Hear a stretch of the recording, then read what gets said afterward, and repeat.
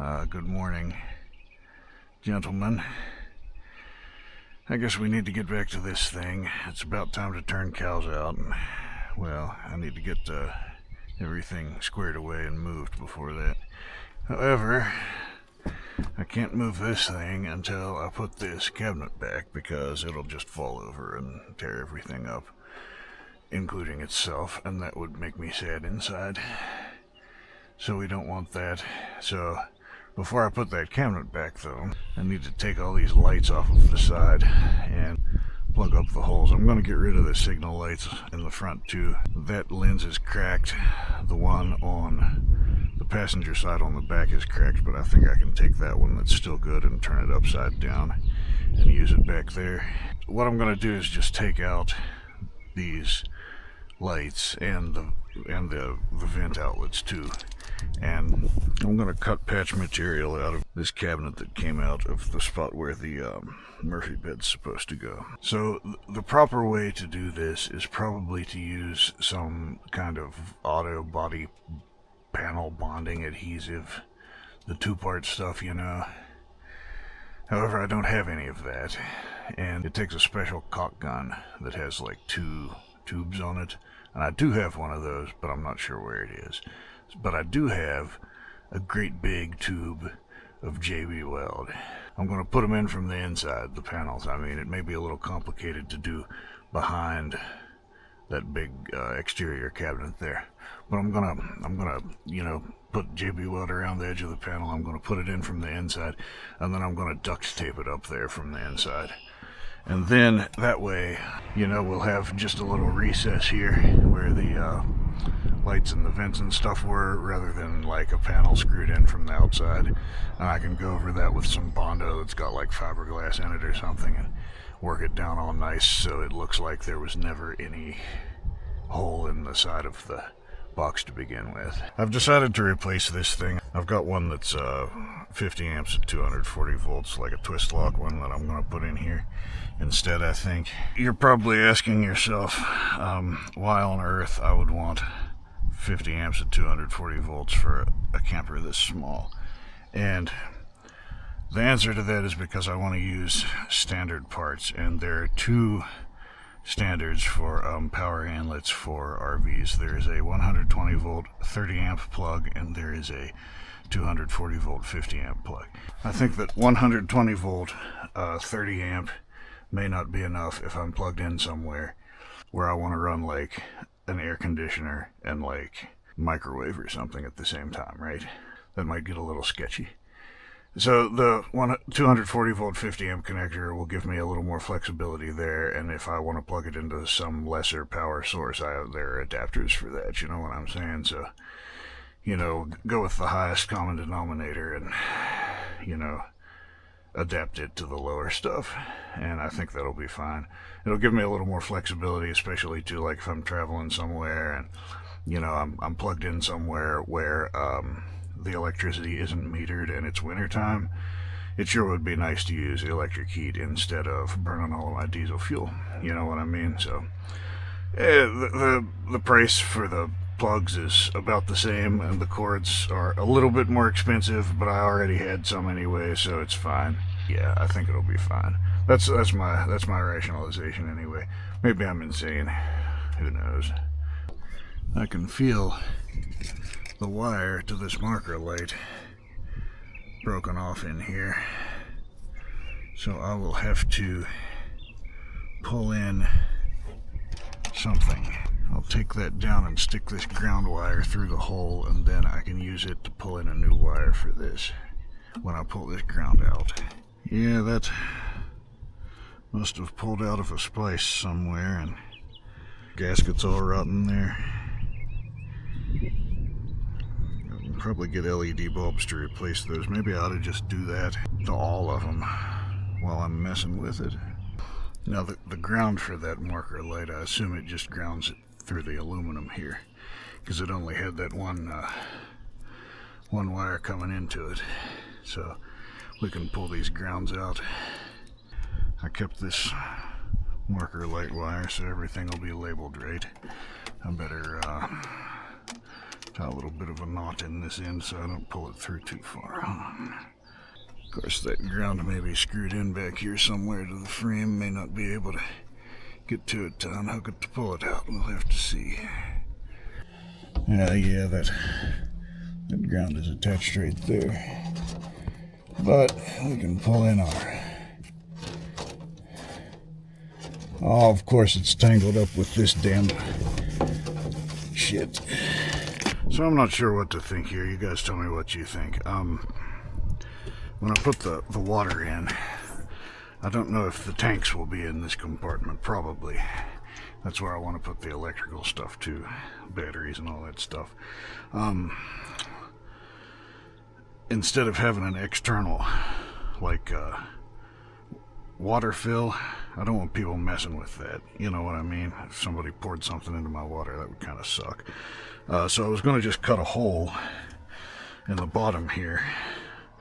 I don't know, maybe put some kind of thing on it that I can close, maybe not, I don't know. But anyway, like when I wanted to hook up to water, I could open this up and just stick a hose up through the hole and hook it up inside and then lock this door so nobody could mess with my stuff. And I could do the same thing with the electrical. And I could fill this hole in, and that would be one less place for it to leak, you know what I mean? But I don't know what I think. The hole would have to be pretty big, because I mean those twist lock connectors are pretty large, but I don't know. What do you guys think? You know, I'm gonna have to look. This thing may require a side marker light. Alright, I looked up the regulations. The West Virginia regulations are the same as the federal regulations, so the cab of course has to have high beams, low beams, marker lights, and signal lights. The front, all the front of the box has to have are those 5 marker lights across the top there. The rest of it can go. What I hope is to eventually have like a cargo rack here attached to the box, going through some of these, you know, pretty beefy cross members here, to try to deflect. Like I'll have the side of it will kind of come up at an angle, so it'll hopefully deflect branches off of the box. That's what I want that for. And then if I'm really going somewhere funny, I can stretch a cable from the brush guard up to that, up to the corner of the rack, you know, to lift branches out of the way. On the sides, I'm required to have a red reflector in the lower rear corner and in the upper rear corner.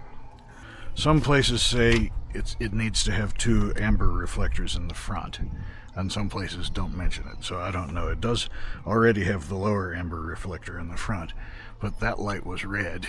I guess it wouldn't hurt anything to stick an amber reflector up there somewhere, but that's all that's required for the side.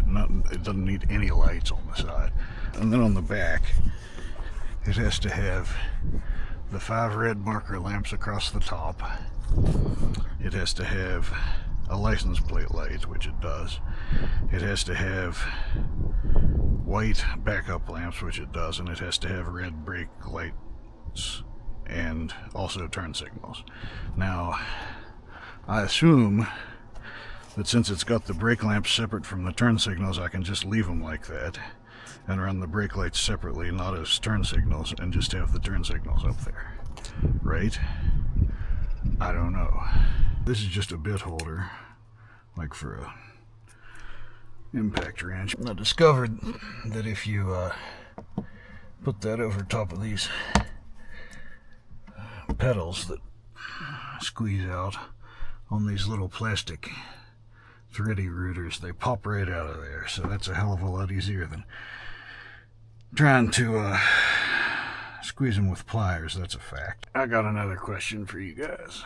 I'm gonna put a ceiling fan in right there above that door. But then for the intake, that'll be an exhaust fan, right? For the intake, I don't know. What do you guys think? Do you think I ought to put another max air fan up in the front to run backwards to pull air in from the bottom, or should I just put a vent in the floor to pull air up from underneath. The idea being that the air in the shade underneath of the van will be cooler than the air where the sun's hitting the roof and heating everything up. What do you guys think would work best? I'm not sure what to think.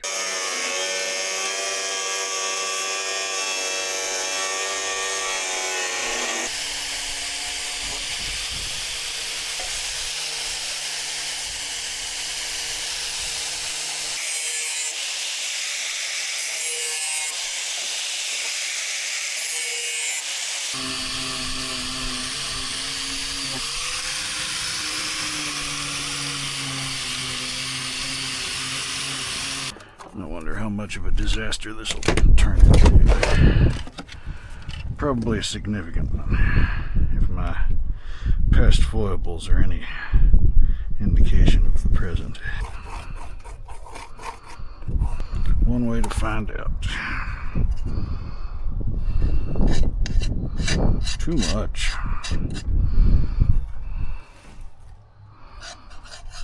We're going to go back over top of it with Bondo. So if it's not a perfect seal, I think that'll be fine. Is this not the most redneck thing that you have seen all day, dear viewer? Yes, sir.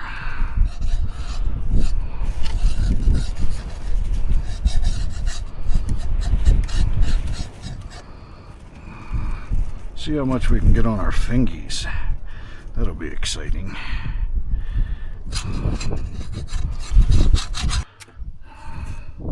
Let's see what happens when we try to stick it up there, shall we?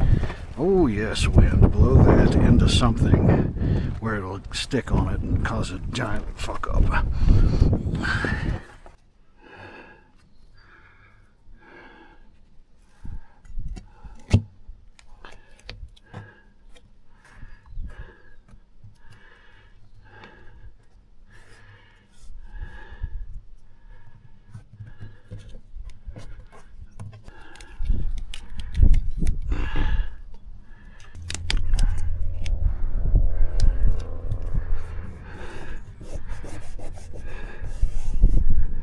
Now surely that'll hold that on there well enough for the JB weld to dry, right?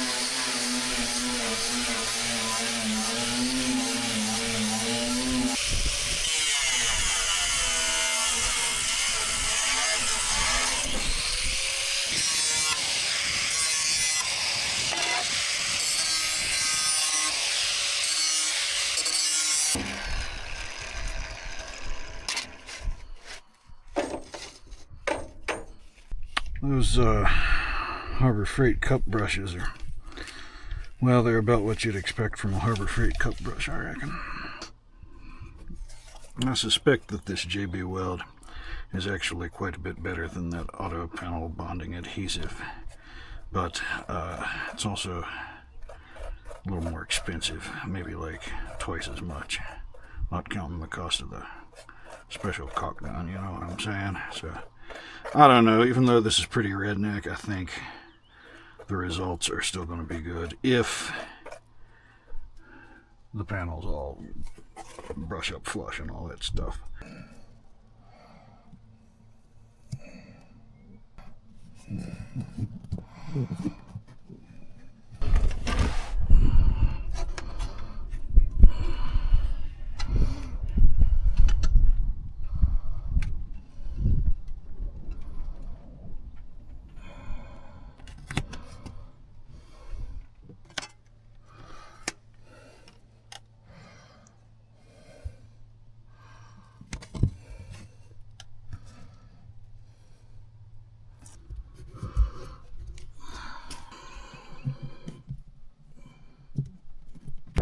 Alright, everything that I can't get to when that cabinet's back in is covered up. Alright, it's the next afternoon. The stuff's had all 16 hours to set. Supposedly it's not fully cured for a couple of days, but that feels pretty solid and dry to me. See if I can smash my head into these things again. Man, that's infuriating. Several of the corners are raised up. It's almost like the plates have a little bit of a curve to them. I'm not sure how that would have happened with that cabinet, but it must have been kind of under tension from the sheet metal bending or something. I don't know. I think the box walls are, you know,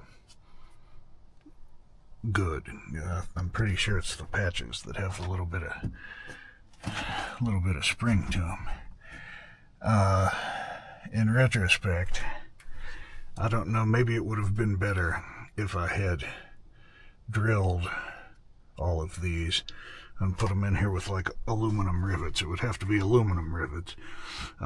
If they were steel rivets or whatever else they make rivets out of, it would probably react with the aluminum over time and start to rust out. Aluminum corrosion's real. But I don't know, then you'd have to grind them off of the outside when you did the Bondo sweep to make everything nice and pretty. But I don't know if you could pull these corners down a little bit. Maybe I just need to, I should have checked all of these for flatness. Yeah, oh shit, that's got a hell of a bow to it. I guess they all do. Interesting. Well, anyway, regardless, I think they're going to hold fine. JB Weld's, you know, no joke. I am going to go back around all of them with more JB Weld and fill in that seam where the edges raised up a little bit, though. Alright, well, that's it for that tuba JB Weld, but this patch here is good, and this one down here is not up very much. It'll be fine. You can see where I started to run out there. But anyway, oh, I forgot to smooth that one out. I already washed my hands too. Oh well. Not that it really matters, but maybe get it down in that crack a little better, if nothing else. Maybe I'll have a little extra to put over there on top. Oh, that one's up pretty high. I'm not going to have any extra. Get all that under there.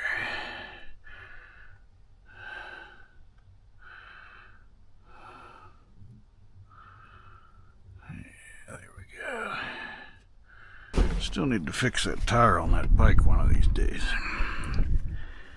Shit, it's been, what, 2 days now since I found it flat.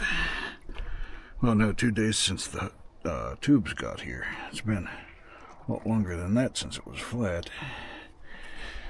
What am I talking about? I guess washing my hands with gasoline has made me stupid.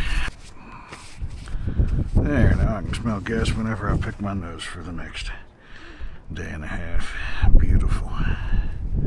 I'm going to let that new batch of JB Weld set good, and then we'll fart around with it some more tomorrow. I want to test all of these lights here that I can't get to after this is back in.